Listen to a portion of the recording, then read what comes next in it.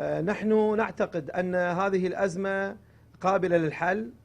ئێمە پێمان وایە ئەم دۆخە قابلی چارەسەرە لە هەمان کاتدا لەگەڵ مزایدەی سیاسی نین، چونکە هەندێک کەس دەیانەوێت لەم ئاڵۆزیە سوود وەرگرن و بانگەشەی هەڵبژارنی تیادا بکەن، زیاتر ناکۆکی و ئاڵۆزیەکان بۆ خۆیان بقۆزنەوە. هەر بۆیە لە سەرەتای دروستبوونی ئەم بارودۆخە سەرجەم هەنگاوەکانی خۆمان بەکارهێنا لەگەڵ سەرۆکۆزیرانی عێراق و هێزە سیاسیەکان بە ئامانجی دۆزینەوەی چارەسەری بەپەلە بۆ بارودۆخەکە و هەنگاوی باشیشماننا بۆ هێورکردنەوەی دۆخەکە.